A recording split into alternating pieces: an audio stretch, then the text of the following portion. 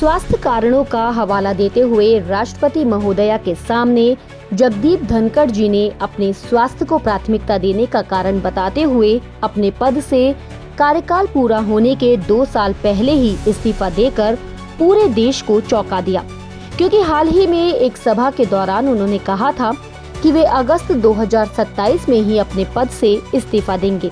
ऐसे में अचानक जगदीप धनखड़ के इस फैसले से पूरे देश में, खास तौर से विपक्ष में एक हलचल सी मच गई है।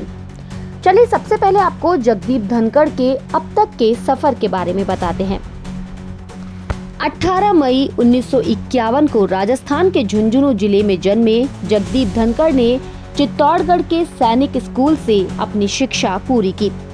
बीएससी फिजिक्स और एलएलबी करने के बाद 1989 में राजस्थान में बार काउंसिल में नामित हुए और इसके बाद वकालत शुरू की।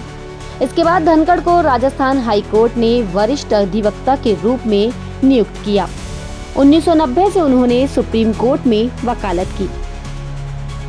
इससे पहले बीजेपी के साथ 1979 में झुंझुनू से चुनाव जीता और अपने राजनीतिक सफर की शुरुआत की। हालांकि बाद में धनखड़ कांग्रेस में भी शामिल हुए। 1993 से 1998 तक किशनगढ़ से विधायक रहे। 2009 में पश्चिम बंगाल के राज्यपाल रहे और आखिर में 11 अगस्त 2022 को उपराष्ट्रपति का पद संभाला और 22 जुलाई 2025 को अपने पद से इस्तीफा दे दिया। धनखड़ के इस्तीफे पर विपक्ष ने अब तक कई कयास लगा डाले। विपक्ष ने उनके इस्तीफे के पीछे केंद्र सरकार और धनखड़ के रिश्तों में खटास आने जैसी बातें तक कह डाली। आज जो कांग्रेस को जगदीप धनखड़ के इस्तीफे पर इतना दुख हो रहा है, लेकिन कुछ समय पहले तक जगदीप धनखड़ का इन्हीं लोगों के द्वारा मजाक बनाया जा रहा था। आज इनको विपक्ष के द्वारा किसान का बेटा, अच्छा नेता आदि बातों से नवाजा जा रहा है। वो कहते हैं ना कि डूबते को तिनके का सहारा वाली कहावत यहाँ पर चरितार्थ होती है इन लोगों पर, लेकिन इनको डूबने से अब कोई नहीं बचा सकता। जैसे इनको अटल बिहारी वाजपेयी के कार्यकाल में अटल बिहारी वाजपेयी बुरे लगते थे और मोदी के पीएम बनने के बाद अटल बिहारी वाजपेयी भगवान लगने लगे।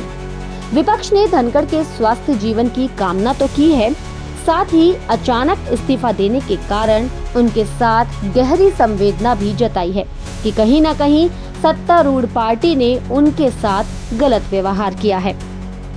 लेकिन ये विपक्ष क्या वही विपक्ष है जो अभी कुछ दिनों पहले ही धनखड़ जी का मजाक बना रहा था?